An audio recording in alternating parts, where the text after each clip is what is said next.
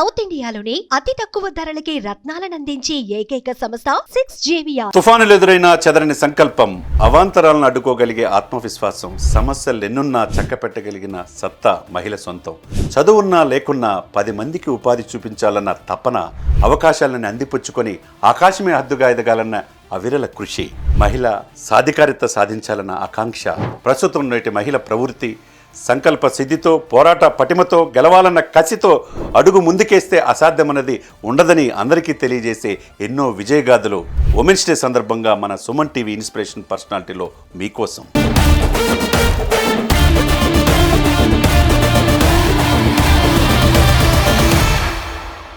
Suman TV inspiration personalities కార్యక్రమానికి స్వాగతం. అంతర్జాతీయ మహిళా దినోత్సవం మార్చి 8. ప్రపంచవ్యాప్తంగా మహిళలు వివిధ రంగాల్లో వాళ్ళ యొక్క సక్సెస్ని నెమరు వేసుకుంటూ అంతర్జాతీయంగా మేము దేనికి తీసిపోమనే విధంగా రోజు రోజుకి మహిళా సాధికారత దిశగా ప్రపంచం పరిగెత్తుతుంది. దాంట్లో భారతదేశం కూడా ముఖ్యంగా మోదీ గారు వచ్చిన తర్వాత దశాబ్ద కాలంలో మహిళలకి అనేక రకాల ప్రోత్సాహాల వల్ల అన్ని రంగాల్లో ముందుకెళ్తున్నారు. అంతరిక్షంలో అడుగుపెట్టే స్థాయికి మన మహిళలు వెళ్ళారంటే దాన్ని బట్టి మనం ఆలోచించుకోవచ్చు. అనేక దేశాలకి ఇంటర్నేషనల్ ఆర్గనైజేషన్స్ కూడా ఆర్గనైజేషన్కి సీఈఓగా, అధినేతలుగా ఒక మహిళలు, మన భారత మహిళలు ఉన్నారంటే మనం ఏ విధంగా మన మహిళలు సాధించారో మనం దాన్ని బట్టి అర్థం చేసుకోవచ్చు. ఈ మహిళా దినోత్సవాన్ని పురస్కరించుకొని మన సుమన్ టీవీలో సక్సెస్ఫుల్ ఎంటర్‌ప్రెన్యూర్ని మీకు పరిచయం చేయబోతున్నాం.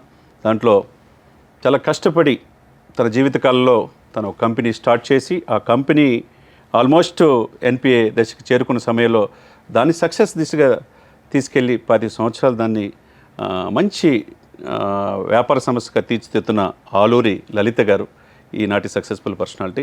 లలిత గారు, స్వాగతం అండి.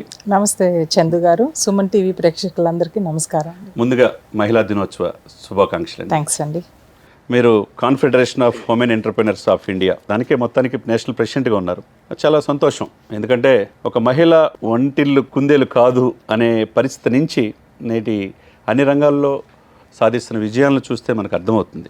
దాదాపు 2 దశాబ్దాల పైన మీరు మీ కంపెనీ నుంచే స్టార్ట్ చేసుకొని దాదాపు బాలాజీ స్కాన్ ప్రైవేట్ లిమిటెడ్ అంటే అప్సెట్ ప్రింటింగ్, ఆ ప్రింటింగ్ ప్రెస్లో కూడా మీ బంధువులంతా కలిసి పార్టనర్స్గా కొంతమంది ఏర్పడి ఆ రోజున పెట్టిన 1999లో ఆ సంస్థ 94 అండి 94లో 99కి వచ్చేదలికి already NPA non performance asset కింద మీకు బ్యాంక్ నోటీసులు.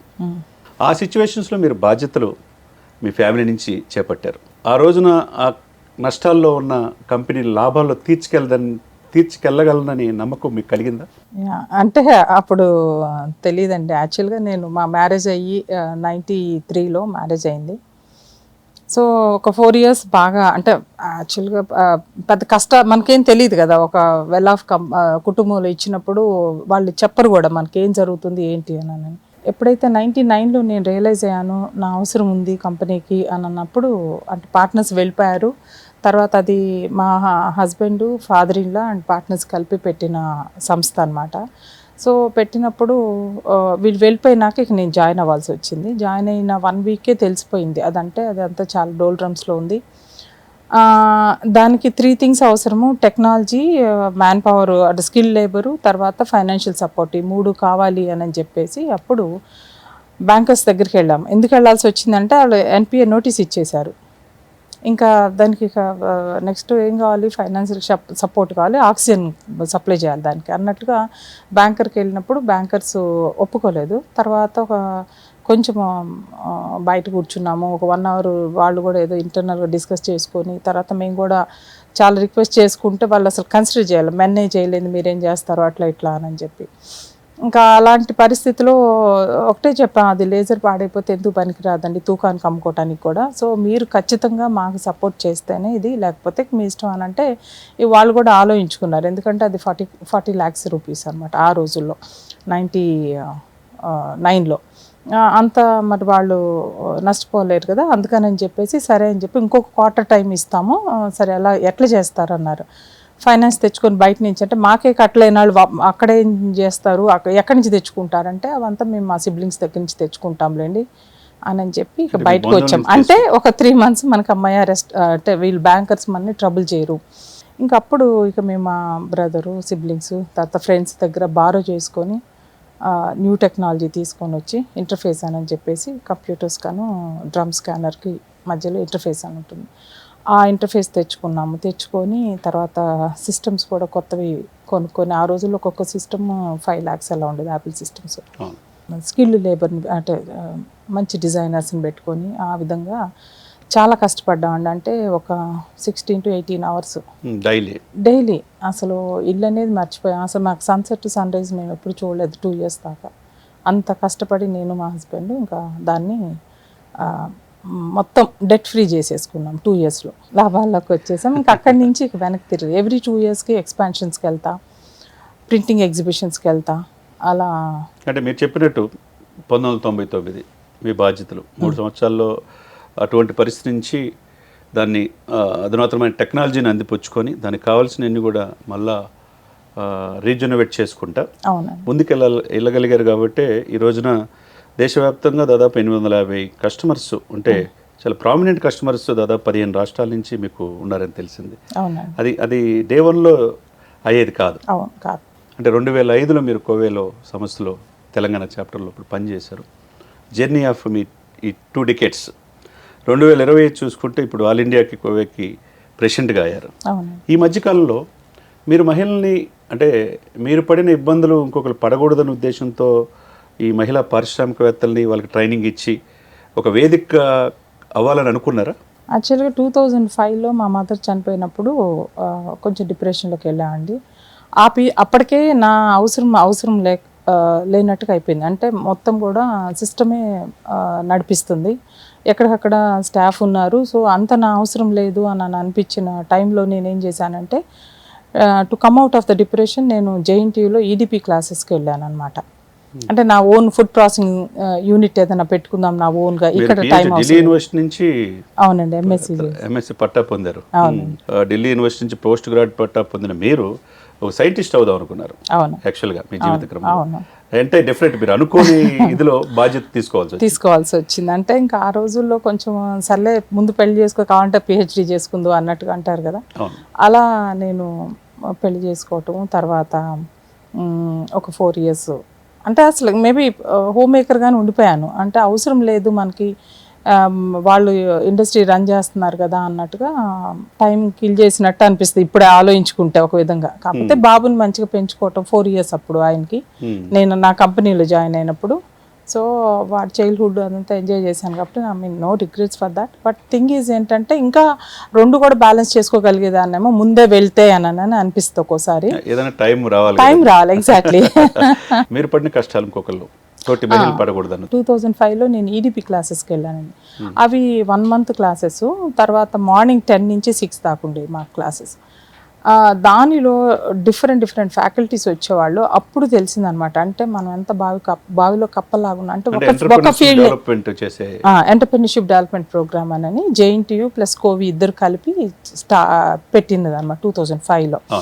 సో అప్పుడు వెళ్ళినప్పుడు అంటే మనొక్క ఫీల్డే మనం గొప్ప అనుకుంటున్నాము, ఎన్ని ఆపర్చునిటీస్ ఉన్నాయి బిజినెస్ చేసుకోవటానికి, ఎంత వాస్ట్ సబ్జెక్ట్ ఇది, ఎంత అంటే ఉమెన్కి రిలేటెడ్ ఆపర్చునిటీస్ ఎన్నో ఉన్నాయి, వందల బిజినెస్లు ఉన్నాయి అని చెప్పేసి నాకు అప్పుడు అనిపించిందండి. అనిపించినాక మాకు ఒక రోజు హాలిడే ఇస్తారు. ఆ రోజున మేము వెళ్ళి మార్కెట్ సర్వే చేసుకోవాలి. మేము అనుకున్న ప్రాజెక్ట్ ప్రిపరేషన్ అవన్నీ ఉంటాయి అన్నమాట.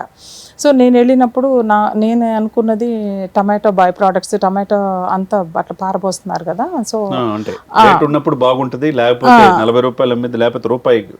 ఆ రోజుల్లో మేబీ 2 rupees నుంచి హైయెస్ట్ 8 rupees అంత ఉండేదండి ఆ రోజులు 2005లో.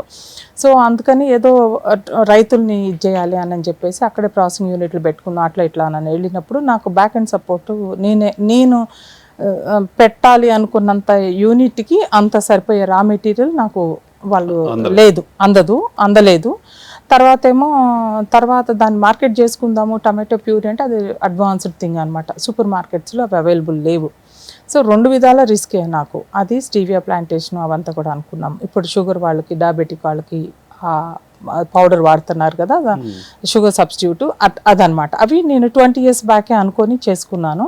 కానీ అవి రెండు కూడా నా మెంటార్ దగ్గరికి వచ్చేటప్పటికి ఆయన ఇవి ఇట్లా అయింది సార్ ఇది అని చెప్పినప్పుడు, మరి నీ ప్రింటింగ్ ఫీల్డ్లోనే ఎక్స్పాన్షన్కి వెళ్ళొచ్చు కదా, ఎందుకమ్మా ఇది అని అంటే, వాళ్ళంతా నా కాంపిటీటర్స్, మళ్ళీ అంటే వాళ్ళకి నేను కాంపిటీటర్ని అవుతాను నేను ప్రింటింగ్ ప్రెస్ పెట్టుకుంటే, సో ఎందుకండి అది కష్టం కదా, రిస్క్ కదా అంటే, లేదు నీకు వస్తున్న ప్రింటర్స్ ఇంతమంది, తర్వాత ఇన్ని ప్రింటర్స్ ఉన్నారు హైదరాబాద్లో, సో నువ్వు ఎందుకు స్టార్ట్ చేయవు అది ఇది అని అన్నాక నాకు ఇంకా అసలు ఒక కైండ్ ఆఫ్ స్ట్రామింగ్ మొదలైందనమాట. అరే ఏంటిది ఇట్లా కరెక్టే కదా ఏం చెప్పింది అని చెప్పేసి నేను వెంటనే మా ఆడిటర్ దగ్గరికి వెళ్ళి అక్కడ ఆయన దగ్గర అన్ని ప్రిపరేషన్ సిఎంఏ డేటా అంతా చేయించుకొచ్చుకొని ఇంటికి వచ్చి, ఇంకా అవంతా ఇంట్లో వీళ్ళు ఒప్పుకోలేదు. తర్వాత కొన్ని రోజులు ఫైటింగ్ అయింది ఇంట్లో, వద్దు అంటాము, నేను కావాలి చెయ్యాలి అంటాము మొండిగా. ఇంకా ఎట్లయితే సరే వాళ్ళు ఒప్పుకొని సరైన ప్రింటింగ్ ప్రెస్ పెట్టుకోవటం ఇవన్నీ స్టార్ట్ అయిందండి. సో ఈ ప్రింటింగ్ ప్రెస్ పెట్టుకుని ఈ క్రమంలో దాని తర్వాత మేము అట్లా ఎవ్రీ 2 yearsకి న్యూ మెషిన్స్ అంతా ఇంకో మెషిన్ అలా చేసుకుంటూ వెళ్ళిపోయాం. సో అంటే మేము డ్రమ్ స్కానింగ్ నుంచి ప్రింటింగ్ ప్రెస్కి వచ్చాం అనమాట, ఆఫ్సెట్ ప్రింటింగ్ ప్రెస్కి వచ్చాం. బట్ ఆ పేరు మట్టుకు అదే రిటైన్ చేసుకున్నాము, అలాగే ఉంచుకున్నాం అనమాట ఆ స్కాన్ అనే పేరు. అలా మాది ఇప్పుడు 31 years old కంపెనీ అండి. ఇప్పుడు ఏంటంటే నేను కనుక ఈడిపి క్లాస్కి వెళ్లకుండా ఉన్నట్టయితే నాకే తెలిసేది కదా, ఇంతే అక్కడ డ్రమ్ స్కానర్తో ఆగిపోయాడు, ఆ యూనిట్ ఎప్పుడూ కొలాప్స్ అయిపోయి ఉండేది, పెద్ద గ్రోత్ కూడా లేకుండా అక్కడికి అయిపోయేది. మేబీ అనదర్ 10 years నడిచేదో ఆర్ ఇంకా అంత ఉండేది దాని లైఫ్. కానీ దాని ఇంపార్టెన్స్ తెలిసినాక నేను ఆ రోజు కోవిలో వాళ్ళు ఆ మెంబర్షిప్ తీసుకోవటము, మెంబర్షిప్ తీసుకున్నాక నేను కోవిలో రైట్ ఫ్రమ్ ద బిగినింగ్ నుంచి యాక్టివ్ రోల్ తీసుకున్నానండి. ఏదో ఒక లైఫ్ మెంబర్గా జాయిన్ అయినాక ఈడిపిస్ టేకప్ చేశాను. ఎందుకంటే ఈడిపిస్ అనేది చాలా అవసరం ప్రతి ఒక్కళ్ళకి అనమాట. ఎంటర్‌ప్రెన్యూర్‌షిప్ డెవలప్మెంట్ ప్రోగ్రామ్స్, స్కిల్స్ నేర్చుకోవటము, అసలు నాలెడ్జ్ తెలుసుకోవటానికి ఏ ఫీల్డ్లో ఏ ఆపర్చునిటీస్ ఉంది అలాంటివన్నీ మేము చెప్తాం. తర్వాత అసలు ప్రాజెక్ట్ ప్రిపరేషన్ ఏంటి ఇదంటి, తర్వాత ఎప్పటి బిజినెస్ రన్ అవ్వకపోతే దాని నుంచి బయట ఎట్లా పడాలనేది కూడా చెప్తారు అక్కడ ఆ క్లాసెస్లో. తర్వాత గ్లోబల్ ఆపర్చునిటీస్ ఏమున్నాయి, ఎక్స్పాన్షన్స్ ఎలా వెళ్ళొచ్చు, మార్కెటింగ్ ఆపర్చునిటీస్ వేరే స్టేట్స్లో ఏముంది, అవన్నీ లింకేజెస్ అవన్నీ కూడా కల్పిస్తారు కాబట్టి ఈడిపి క్లాసులో చెప్తారు. కాబట్టి నేను ఆ ఈడిపిని నేను బాగా సీరియస్గా తీసుకొని అక్కడి నుంచి నేను దానికి హెడ్గా ఉండి చాలా ట్రైనింగ్స్ అవి చేసాము. ఆ తర్వాత నేను కోవి తెలంగాణ చాప్టర్ ప్రెసిడెంట్ మేనేజింగ్ కమిటీస్లో ఉండి అక్కడి నుంచి దాదాపుగా మీరు చూస్తే కనుక 138 ఆ పరిస్థితి నుంచి 3000 మందికి ఆ రోజుల్లోనే మీరు తీసుకురాగలిగారు. అంటే నా పీరియడ్లో 128 members జాయిన్ చేసామండి. జాయిన్ చేసినాక ఆల్రెడీ ఉన్నాం 400 దాకా ఎంత ఉన్నాము, ఇప్పుడు మేము ఆల్మోస్ట్ 600 ఉన్నాం నా పీరియడ్లో ఉంది. ఇంకా అప్పటి నుంచి ఎవ్రీ ఇయర్ యాడ్ అవుతానే ఉన్నారు, 100 అట్లా యాడ్ అవుతానే ఉన్నారు. కాకపోతే ఆ పీరియడ్లో మేము ఎక్కువ ట్రైనింగ్స్ చేసాము, స్కిల్ ట్రైనింగ్స్ రూరల్ ఏరియాలో ఫస్ట్. అంటే మాకు ఇప్పటిదాకా కూడా అర్బన్ ఏరియాలో వాళ్ళతోనే ట్రైనింగ్స్ ఇచ్చాము, కానీ రూరల్ దాకా మేము ఎప్పుడు వెళ్ళలేదు. హైదరాబాదు చుట్టుపక్కల అంతే.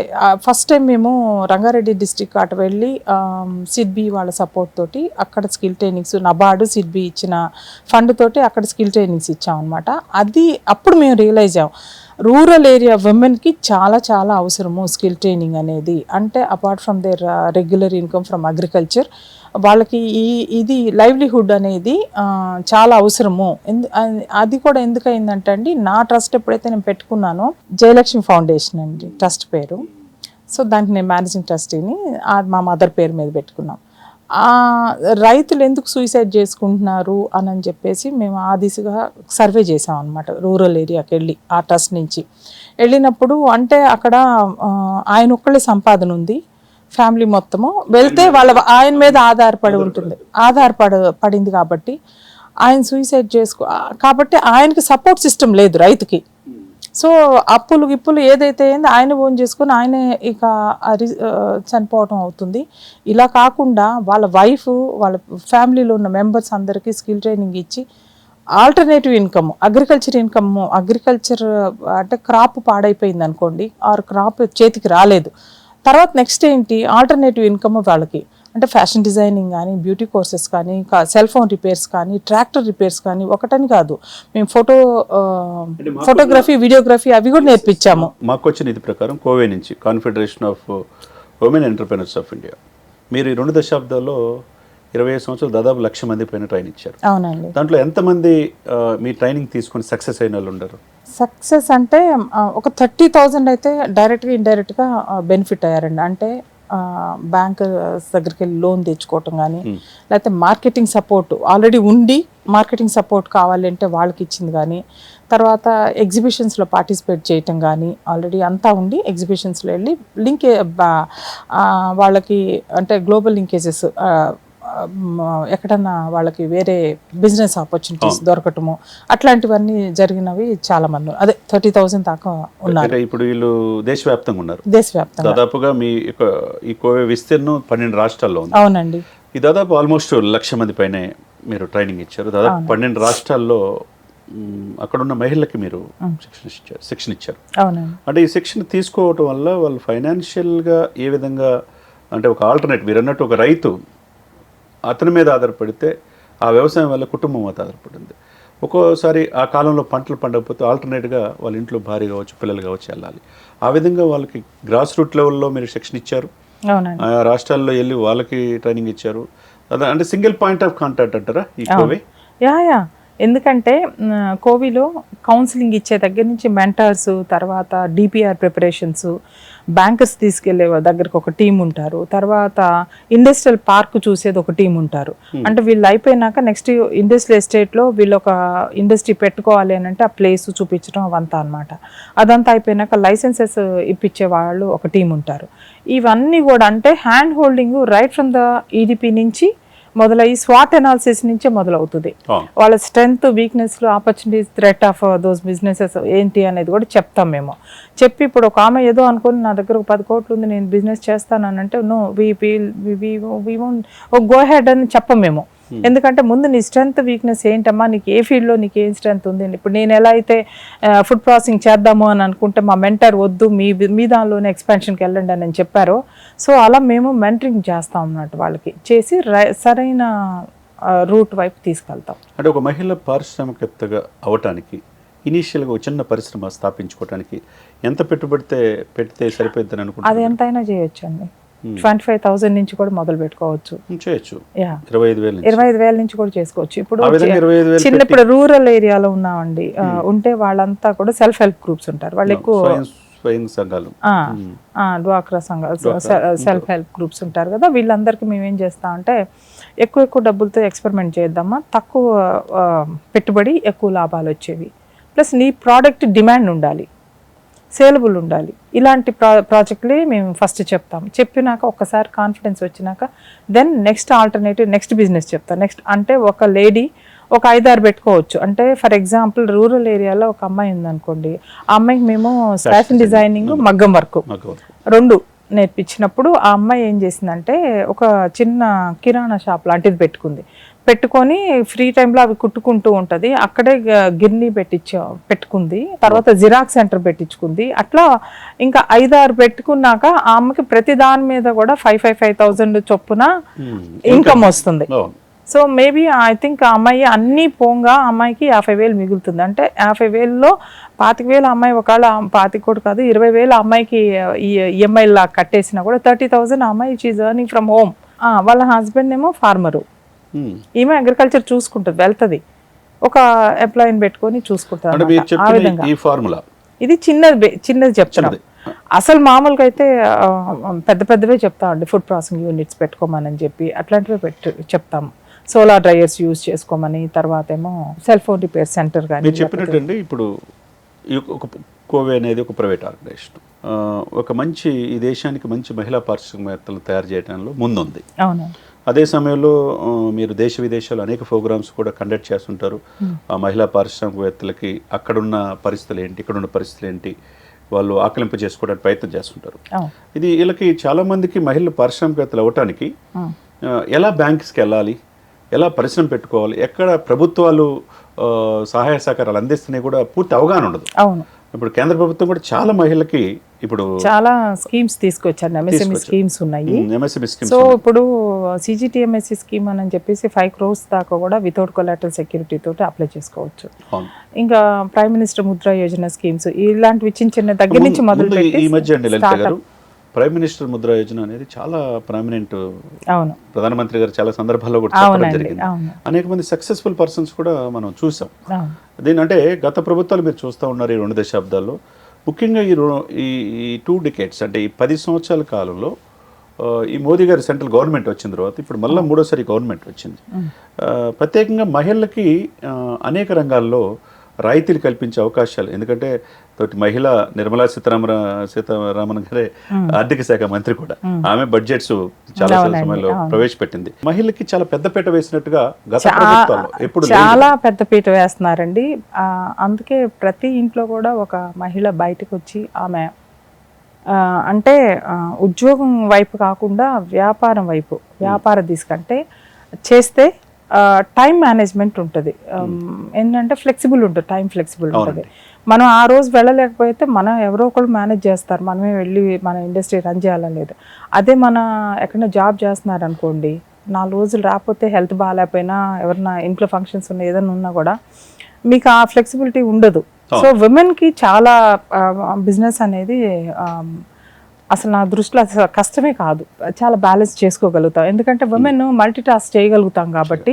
సో ఏదైనా కూడా చెయ్యొచ్చు. At the same time women ఏంటంటే ఫైనాన్షియల్గా చాలా స్ట్రాంగ్గా ఉంటారు.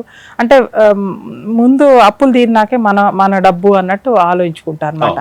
ఇంకా రూరల్ ఏరియాలో చెప్పాలంటే పాపం వాళ్ళ శ్రమకి కూడా వాళ్ళు విలువ ఇచ్చుకోరు. అంటే అమ్మ నేను చెప్తా బిజినెస్ నీకు ఎంత మిగులుతుంది అంటే 10,000 అంటే నువ్వు రెంట్ కడుతున్నా అంత పోయి నీ డబ్బులు ఏవి అని అంటే నాకు ఉంటాయా మేడం అంటే ఇదే కదా మేడం అంటది. అట్లా కాదమ్మా, నువ్వు దీన్ని కష్టపడుతున్నావు కాబట్టి నీ జీతం లాగా 10,000 15,000 నువ్వు రావాలి, అంత ఇన్కమ్ రావాలి, నీకు మినిమం ఇన్కమ్ రావాలి.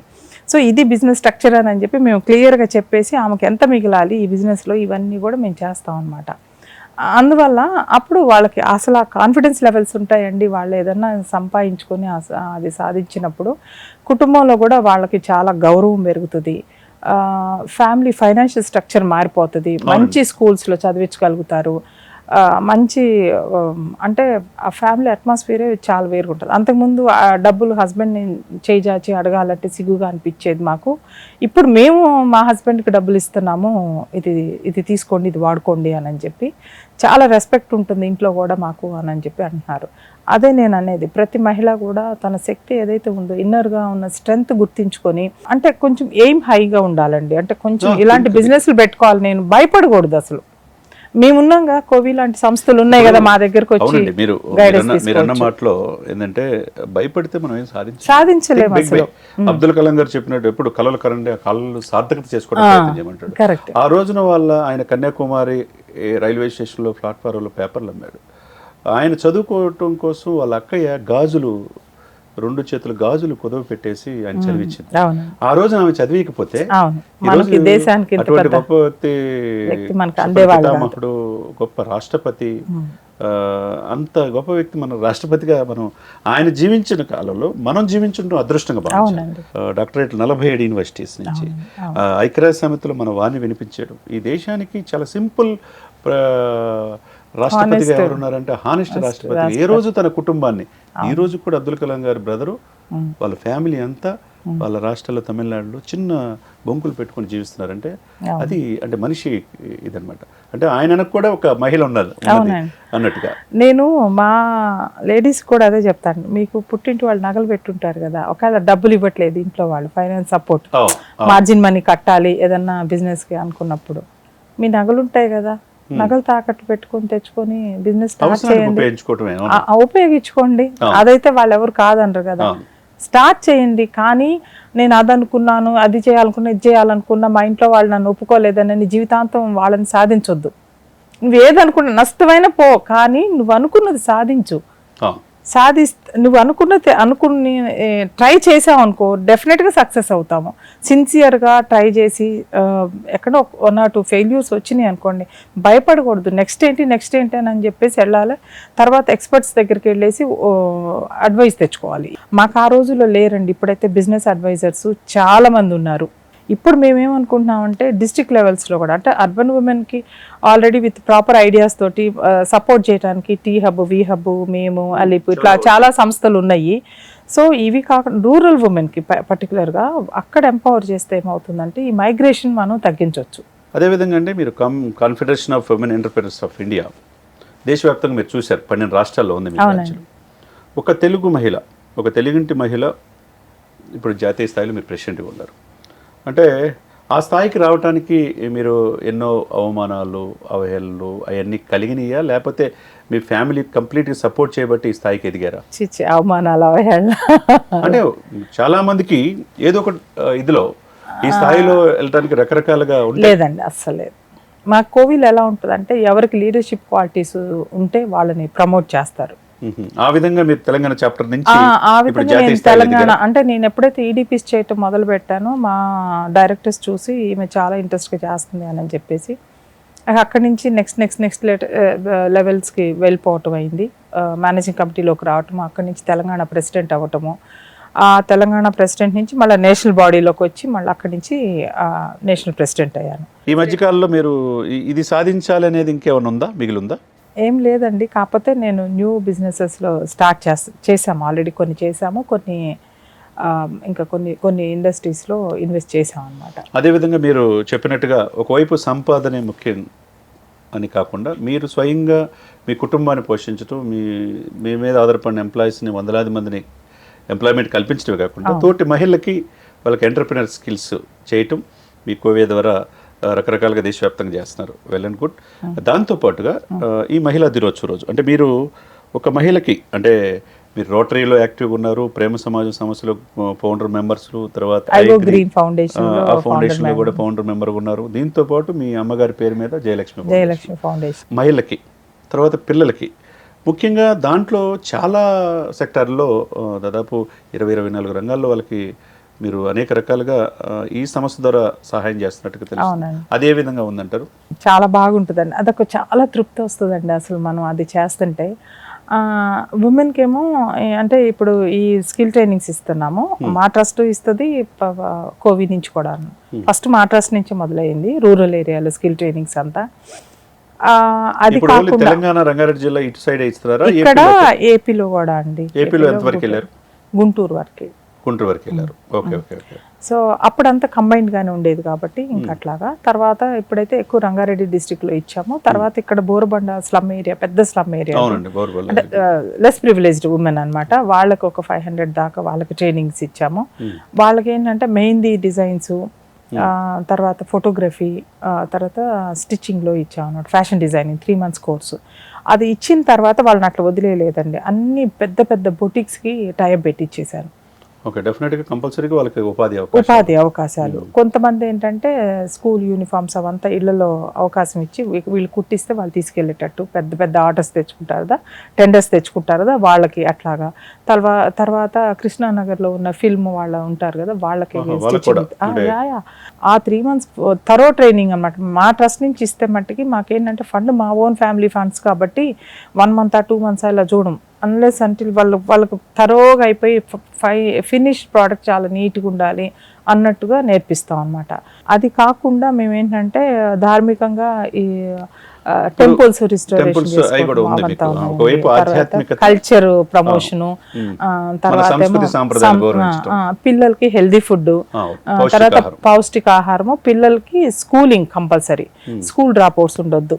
స్కూల్ డ్రాప్ అవుట్స్ ఉంటే వాళ్ళకి మళ్ళీ వొకేషనల్ ట్రైనింగ్స్ ఇచ్చి మళ్ళీ ట్యూషన్స్ పెట్టించి వాళ్ళని మళ్ళీ స్కూల్కి వెళ్ళేసి పాస్ అయ్యి 10th పాస్ అయ్యి ఇంటర్కి వెళ్ళేటట్టు చూడటము అవి చేస్తాము. తర్వాత స్కూల్స్ కాలేజెస్లో ఏమన్నా రిక్వైర్మెంట్స్ ఉంటాయి చూడండి, వాళ్ళకి బేసిక్ ల్యాబ్స్ కానీ కంప్యూటర్స్ కానీ లేకపోతే బెంచెస్ కానీ ఇప్పుడు అట్లా ఇంకేమన్నా కావాలంటే అవన్నీ ఫెసిలిటీస్ అరేంజ్ చేస్తాం అన్నమాట. మీరు చేసిన సేవా కార్యక్రమాలకి మనకు తెలిసిన దాని ప్రకారం గవర్నర్ గ్రీన్ లీవ్ అవార్డు ఒకటి వచ్చింది జర్మనీ దేశంలో. అది గ్రీన్ టెక్నాలజీకి వెళ్ళినప్పుడు ఇప్పుడు మాట్లాడుకున్నాం కదా, గ్రీన్ అండ్ సస్టైనబుల్ టెక్నాలజీ అని.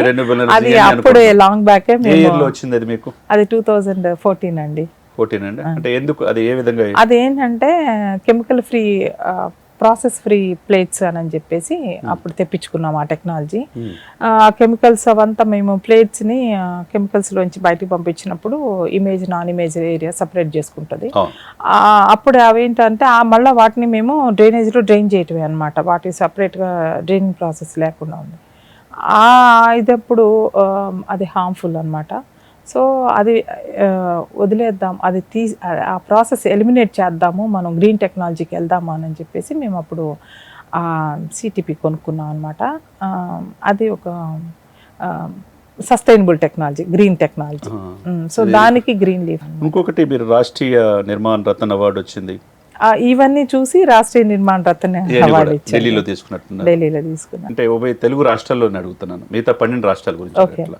ఎంతమంది దీని మీద మీరు ఇచ్చిన ట్రైనింగ్ వల్ల బెనిఫిట్ పొంది వాళ్ళ కాళ్ళ మీద వాళ్ళు నిలబడ్డారని చెప్పగలరు మనస్ఫూర్తిగా? మొన్న ఈ మధ్య గవర్నర్ గారిని కూడా పిలిచి ఒక అవునండి వైజ్ అని ఒక ప్రోగ్రామ్ చేశాము, women international summit on entrepreneurship అని.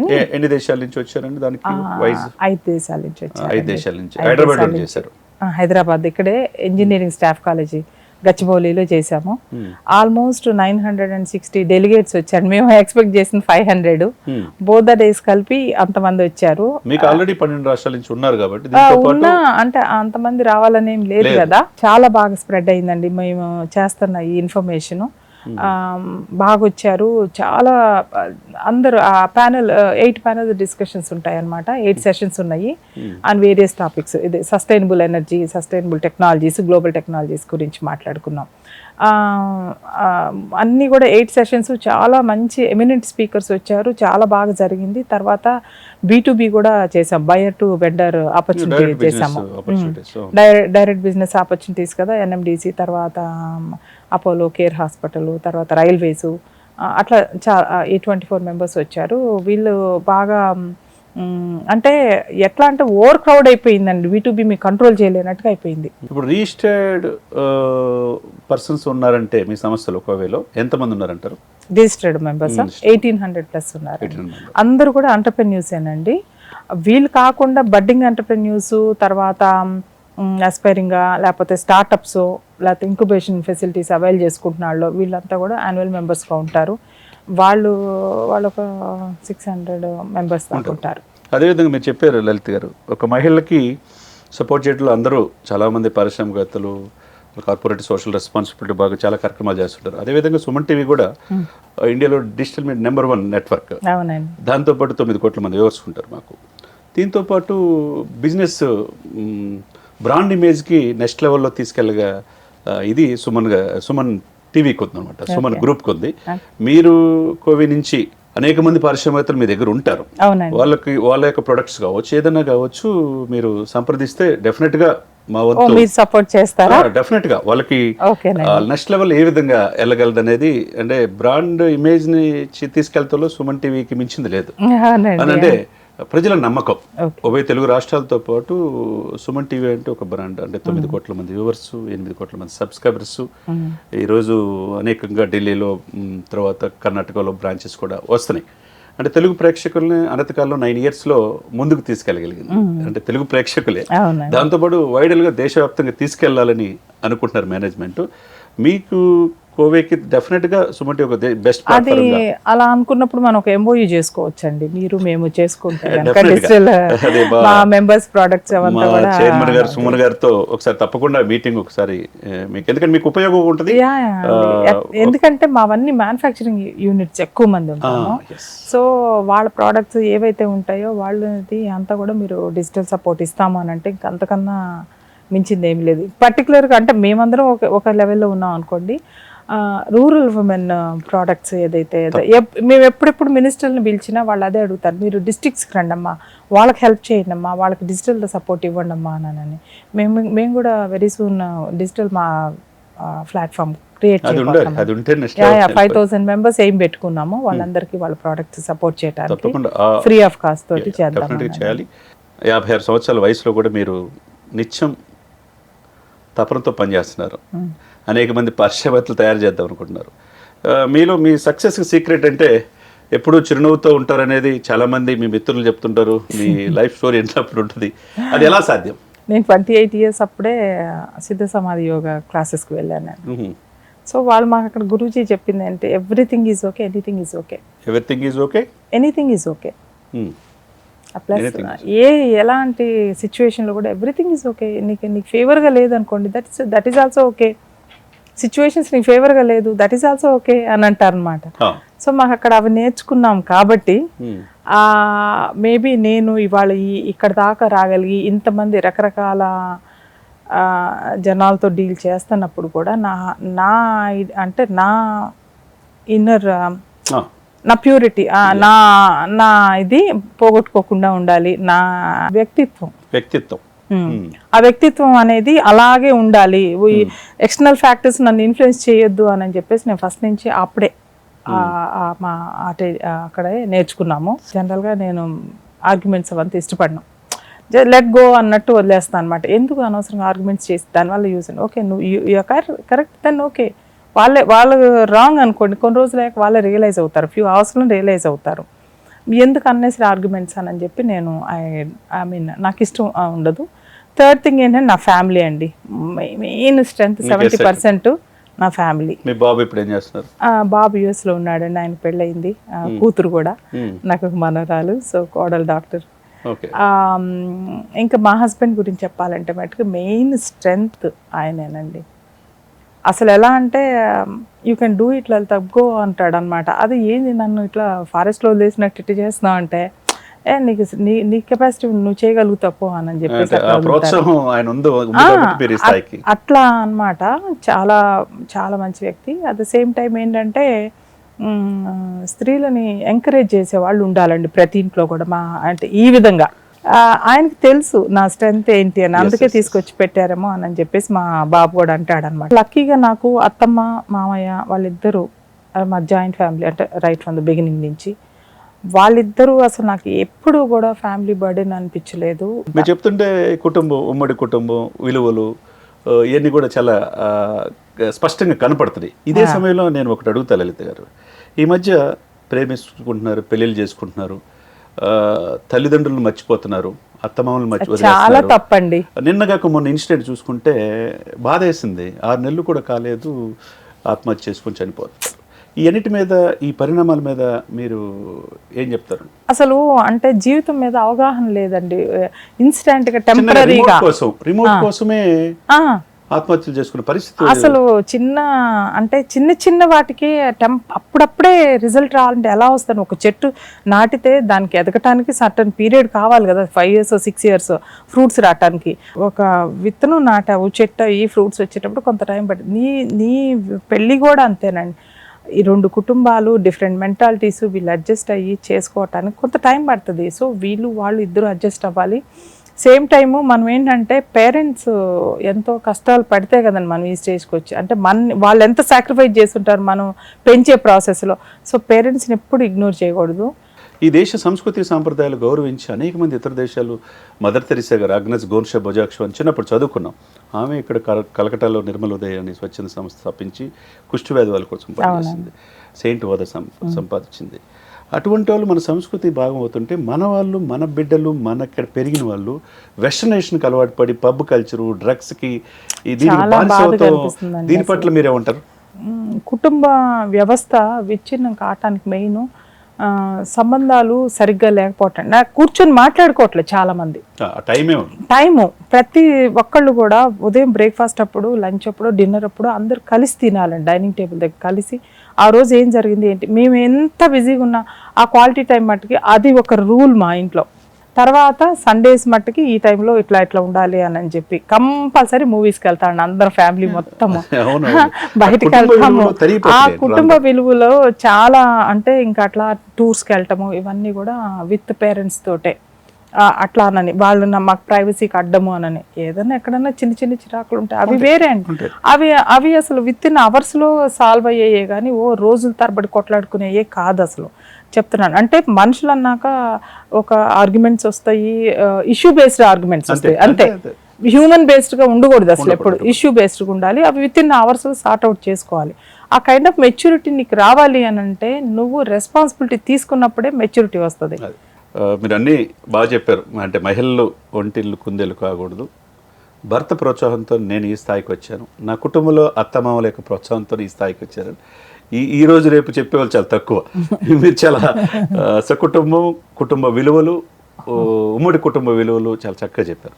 అదే సమయంలో మహిళ రాజకీయాల్లో సక్సెస్ఫుల్గా చూస్తూ ఉంటే అమెరికా ఉపాధ్యక్షుడు భార్య కూడా భారతీయ మహిళే.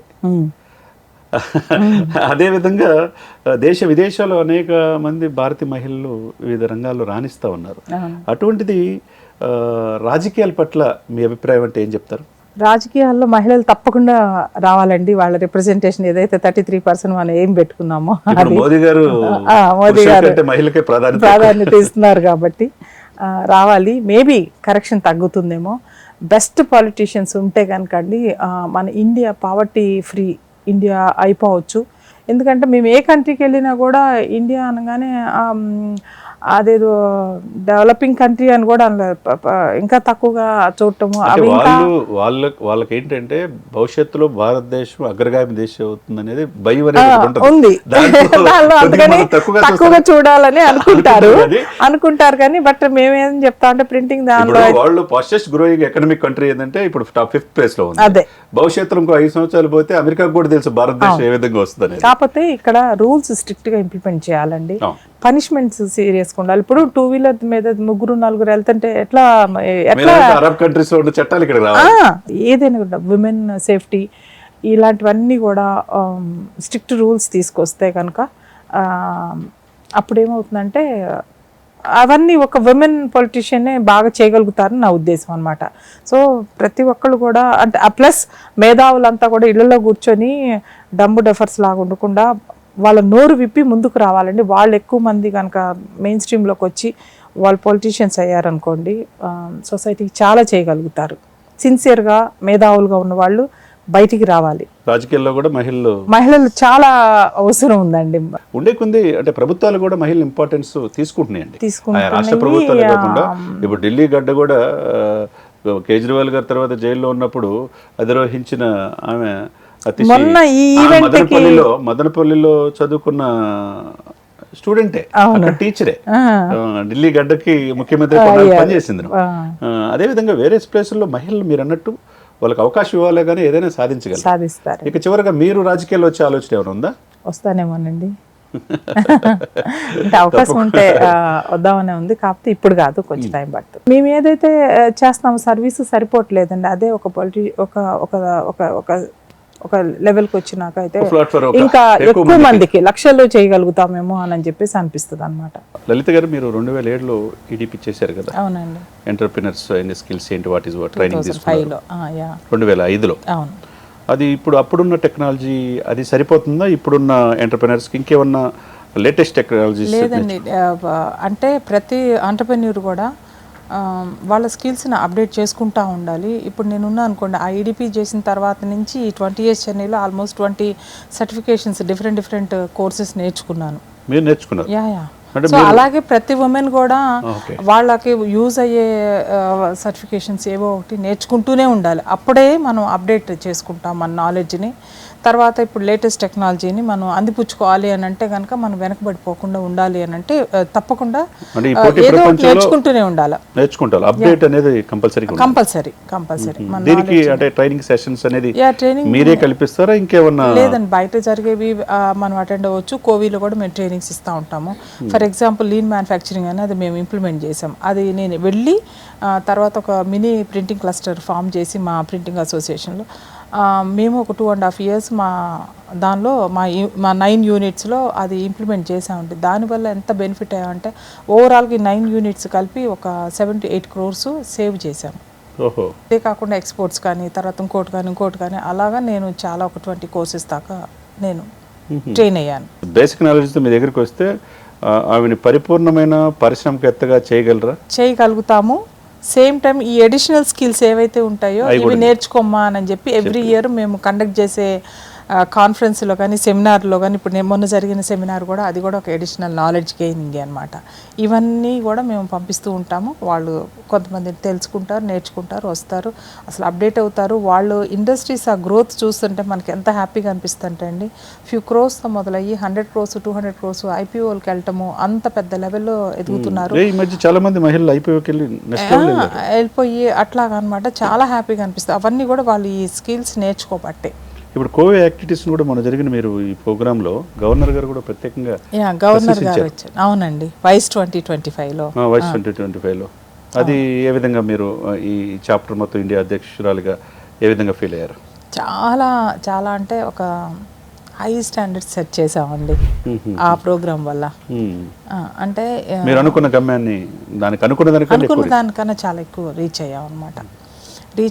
సెమినార్స్ కూడా చాలా బాగున్నాయి, అన్ని సెషన్స్ చాలా బాగున్నాయి. తర్వాత ఒక ఏంటంటే Indian federation of EV vehicles council అని చెప్పేసి వాళ్ళు వచ్చారు ఆ ఈవెంట్కి. ఒక సెషన్లో వాళ్ళు స్పీకర్గా వచ్చారనమాట. వచ్చినప్పుడు వాళ్ళు ఇప్పుడు ఏం అడుగుతున్నారంటే, మాకు 500 గర్ల్ చైల్డ్ని ఇస్తే కనుక మేము అబ్జర్వ్ చేసుకుంటాము మా ఇండస్ట్రీలోకి. తర్వాత ఒక 50 విమెన్ గర్ల్ డ్రైవర్స్ కావాలి మాకు, మేము ట్రైన్ చేసేసి వాళ్ళని డ్రైవర్స్గా సెట్ చేస్తాము. ఈ 500 ఏమో వాళ్ళు దానిలోకి ఈవీ వెహికల్స్ దానిలోకి తీసుకుంటారంట. అదేనండి. సో అది అంటే అది అవుట్కమ్ ఆఫ్ దట్ సమ్మిట్ అనమాట. అది ఒక సెషన్లో. అలా ఎవ్రీ సెషన్స్లో చాలా కొలాబరేషన్స్ అయినాయి, చాలా బిజినెస్ ఎక్స్చేంజ్ అయింది, తర్వాత నాలెడ్జ్ షేరింగ్ ఇవంతా కూడా జరిగింది. సో ఇప్పటి నుంచి మేము ఏమనుకున్నాం అంటే ఎవ్రీ ఇయర్ కూడా ఇలాంటిది ప్రతి స్టేట్లో కూడా ఒక్కొక్కటి కండక్ట్ చేద్దామా అని ప్లాన్ చేస్తున్నాము. చాలా సంతోషం, ఎందుకంటే ప్రపంచ మహిళా దినోత్సవం రోజు మిమ్మల్ని ఇంటర్వ్యూ చేయటం. థ్యాంక్స్ అండి. స్ఫూర్తివంతమైన లైఫ్ స్టోరీ మీది. ఎందుకంటే ఎదిగే కొంది ఎదిగే లక్షణం, ఎప్పుడు చిరునవ్వుతోనే సమాధానం చెప్తారు, కుటుంబ విలువలు పాటిస్తున్నారు. సుమన్ టీవీ వీక్షకులకి అంతర్జాతీయ మహిళా దినోత్సవం రోజు మీరు ఇచ్చే సందేశం ఏంటి? ఉమెన్ ఒక శక్తి అండి. ఆమె ఇన్నర్గా ఉన్న ఆ శక్తిని ఆమె గుర్తించి తను ఏం చేయగలుగుతుంది అని, బిజినెస్ అనే కాదు, ఒకళ్ళ సొసైటీకి ఏమైనా ఉపయోగపడే పని చేయగలుగుతానంటే చేయనివ్వండి. నేను ఈ సందర్భంగా ప్రతి ఫ్యామిలీకి ఏం చెప్తున్నానంటే, మీరు మీ ఇంట్లో ఉన్న ఆడవాళ్ళని గౌరవించండి, సహాయం చేయండి వాళ్ళ పనుల్లో, తర్వాత వాళ్ళు ప్రోత్సహించండి. అంటే వాళ్ళకి ఏ రంగం ఇష్టమో అబ్జర్వ్ చేసి ప్రోత్సహించండి. ప్రోత్సహించితే సగం గొడవలు వదిలిపోతాయి ఇంట్లో. అంటే గొడవలు ఉండవు. అంటే వాళ్ళని ఎప్పుడైతే మనం అండర్స్టాండ్ చేసుకోవటం మొదలు పెడతామో వాళ్ళు కూడా మన వైపు ఓకే, నెక్స్ట్ మా ఇంట్లో వీళ్ళు మా హస్బెండ్స్ రెస్పెక్ట్ ఇస్తున్నారు, నన్ను గౌరవిస్తున్నారు కాబట్టి ఆమె డెఫినెట్గా గొడవలు అలాంటివి రాకుండా ఉండవు. ప్లస్ వాళ్ళని ప్రోత్సహిస్తే మీకే మంచిది కదా. మీకే ఆమె ఇచ్చే ఇన్కమ్ కానీ ఆమె తీసుకొచ్చే కంఫర్ట్స్ కానీ మన ఫ్యామిలీ మెంబర్సే అవైల్ చేసుకుంటారు. కాబట్టి మహిళల్ని పారిశ్రామిక రంగం వైపు ప్రోత్సహించండి. గవర్నమెంట్ చాలా స్కీమ్స్ ఉన్నాయి, సబ్సిడీస్ ఉన్నాయి, తర్వాత అవన్నీ అవైల్ చేసుకొని వాళ్ళు చాలా ఎత్తుకే తీసుకెళ్ళటానికి కోవి లాంటి సంస్థలు మేము ఉన్నాం అనమాట, ముందుకు తీసుకెళ్ళటానికి. డెఫినెట్గా మీరు ఎవరైతే ఔత్సాహికులు ఉంటారో తప్పకుండా సహాయం చేస్తారు. చాలా సంతోషం మేడం. థ్యాంక్స్ అండి. చూశారు కదండి, ఆలూరి లలిత గారు ఒక మహిళగా, ఒక గృహిణిగా కుటుంబాన్ని పోషిస్తూ ఎన్పిఏ వచ్చిన తన కంపెనీని మళ్ళీ లాభాల బాటలో తీసుకెళ్తూ అనేక మంది మహిళా పారిశ్రామికవేత్తలను తయారు చేసి దేశ విదేశాల్లో పరిశ్రమలు పెట్టారు, సక్సెస్ఫుల్గా వెళ్ళారు. దాదాపు 12 రాష్ట్రాల్లో confederation of women entrepreneurs limited ఉంది. దానికి ఒక తెలుగు మహిళ అధ్యక్షురాలుగా ప్రెసిడెంట్గా ఉండటం మనం అందరికీ గర్వకారణం. ఈనాటి ఈ స్ఫూర్తి ప్రదాత ఆలూరి లలిత గారికి సుమన్ టీవీ తరఫున మరొక్కసారి ధన్యవాదాలు చెప్తున్నాను. థ్యాంక్స్ అండి.